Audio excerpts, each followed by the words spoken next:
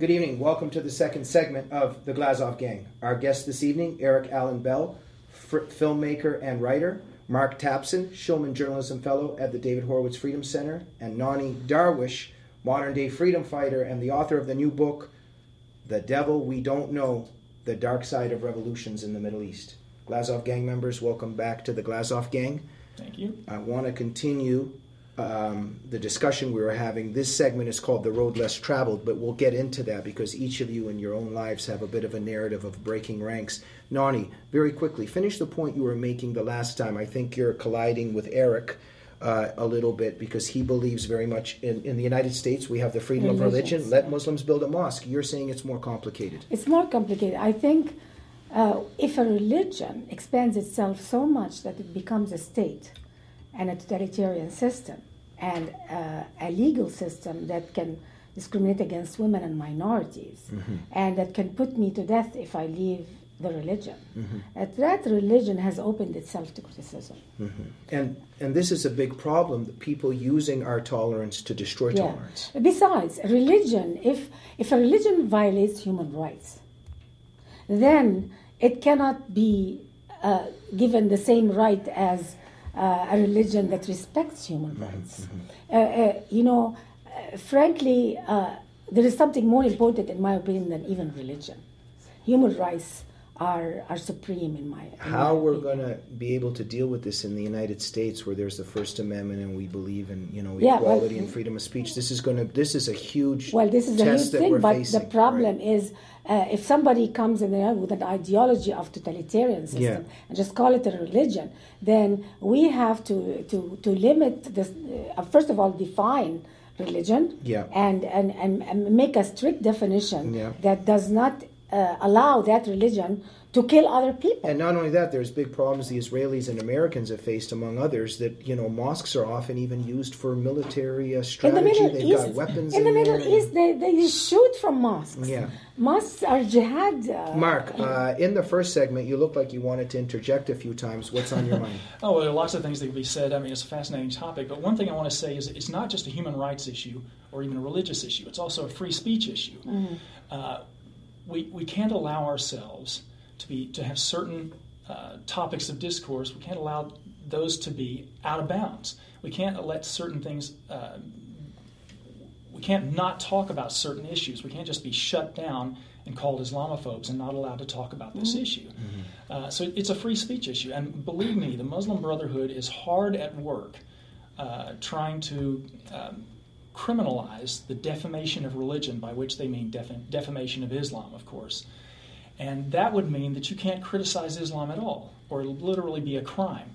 Hillary Clinton is working in conjunction with the Muslim Brotherhood toward that end. Obama is totally behind this idea of criminalizing defamation of religion. It's a serious it will seriously impact our free speech. Nonie and Mark, we have a problem, arguably, that perhaps conservatives are not articulating all of this correctly, because as Eric has said in his own experience, he ran into some quite distasteful views in your view when people were opposing the mosque.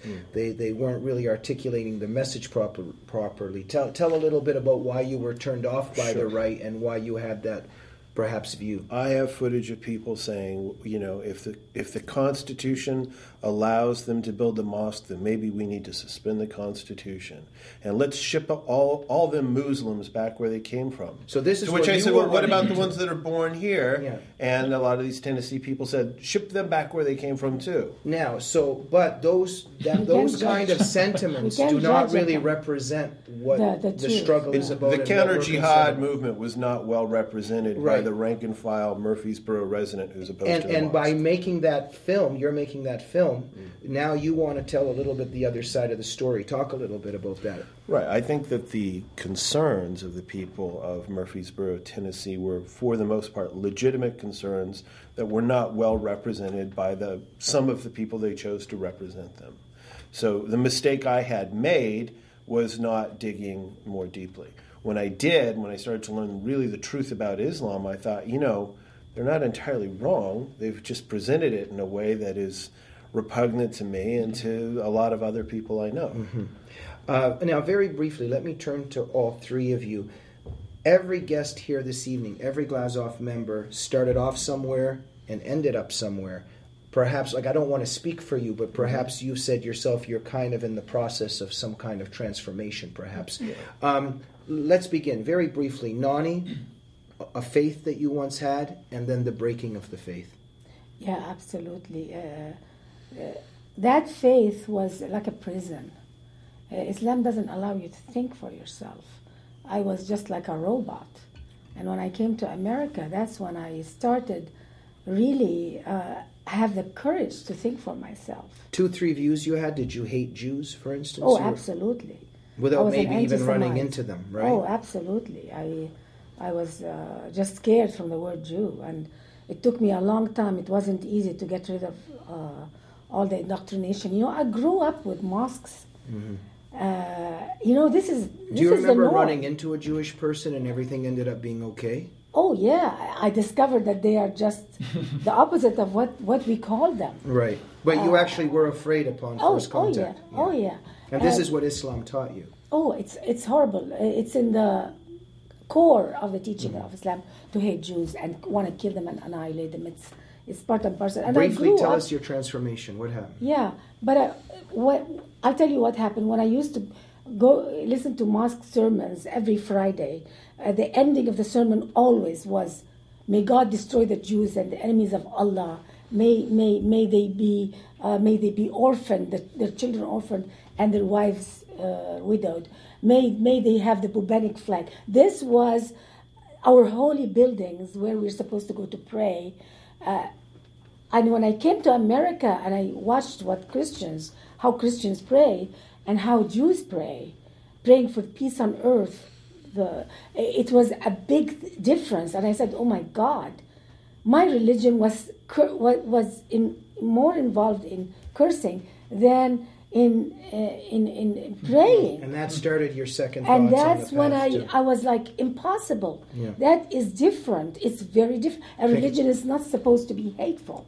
And that started your journey out of that ideology. Mark, you were once a left-wing radical hippie. What was going on with you? Well, not exactly. I was a bit of a hippie, but I was never a very political person. I'm actually not that political now compared to a lot of my friends. But more of a brain-dead liberal? More of a brain-dead liberal, right. I mean, my politics consisted basically of rejecting my parents' conservatism and moving to San Francisco, which, as you know, has a little bit of a reputation for being left-leaning. And I was a musician for a lot of years, so the default political position of the artistic community is left-leaning, and so I adopted that, and rather thoughtlessly. So my second thoughts began the morning of 9/11. But even then, it was fairly gradual. But I felt this surge of patriotism, and I wanted to do something for my country. And meanwhile, I felt like the people on the left were using 9/11 as an opportunity to bash America and to examine, what have we done wrong? Why do these people hate us? What can we do to make them like us? And all of that seemed wrong to me. So gradually I began to reassess and think these things through. But the real turning point for me was when I went to work on a miniseries, because I'm an occasional screenwriter, went to work on a miniseries for ABC called The Path to 9/11. And that was in late 2004. And for that project, I dove in very deep, researching the ideology and the history of Islam. And it was hugely eye-opening to me. And it became something of a passion of mine that persists daily up to this moment. And because of that, a bit like Eric, it was inevitable that you had to leave what we would call a leftist liberal camp. And right? also just watching the left's very vicious, politicized response to that miniseries opened my eyes about it, because it was a very controversial miniseries. We didn't expect this, but it was supposedly this conservative agenda behind the miniseries, which is kind of the breaking of ranks. Nonie, you lost friends and family members in the sense of them abandoning you? Oh yeah, Mark, totally. Mark, you lost some friends? Oh sure. Did anybody call you any mean names? No, they just stopped talking to me. They just stopped talking to you. Eric, what are you going through right now? I know you've already told us, but give us another spin or expand on a few things. I lost the $250,000 I need to finish my film. That hurt. Yeah. That hurts more than being called a Somebody racist took or a funding bigot. away? Well, no, I could have the funding as long as I made the movie that we agreed to make.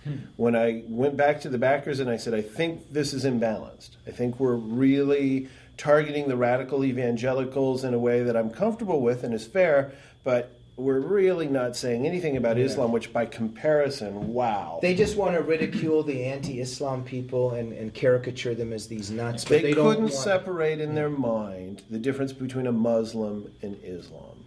And I think I made a strong argument, and I just couldn't get them to bifurcate these two things. It just couldn't be done. And that there may be some legitimate concerns that people have. They don't want to persecute Muslims. They don't want to persecute anybody. I understand that. Nobody wants to And I persecute said, I don't either. I don't. This is a belief system, and it's open for examination and criticism and attack if necessary. And there's Muslims out there who don't follow these things, but they are considered bad Muslims according to the Islam. Thankfully, lots of could them. Muslims or Saudi Arabia be behind all these films that are? Could the money be linked to some Arab sheikh or some? I have no idea. My money was not. Yours. So Eric, what are you going to do? Go out and raise another $250,000 and finish my movie. Okay, let's sum up this segment in terms of the road less traveled. I think that each of you are making. Eric, summary of thoughts perhaps. How would you define perhaps somebody that you were 2-3 years ago? How would you define yourself at this moment? Fundamentally, no real change. My interest is in human rights. I would say the main difference is that there were things that I think I was unwilling to look at.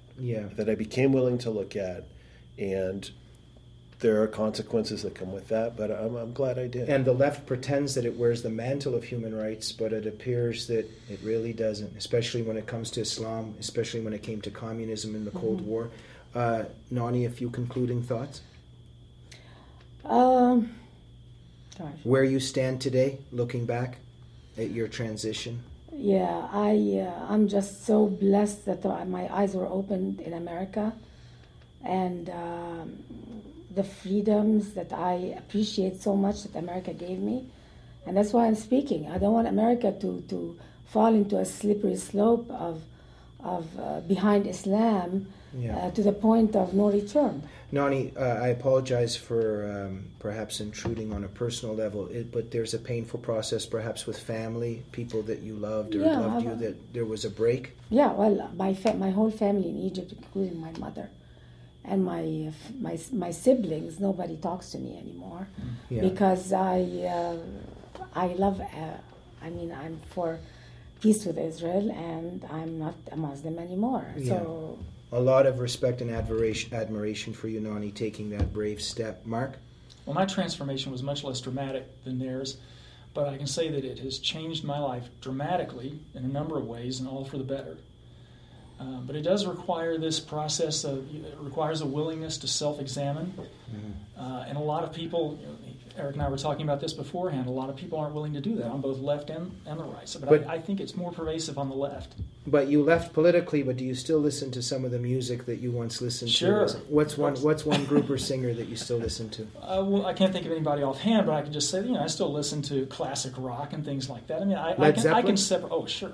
Okay. They're gods. Oh, really? Still? Okay. We'll be back tomorrow evening for the third segment of the Glazov Gang when we discuss Egypt self-destructs. Join us then.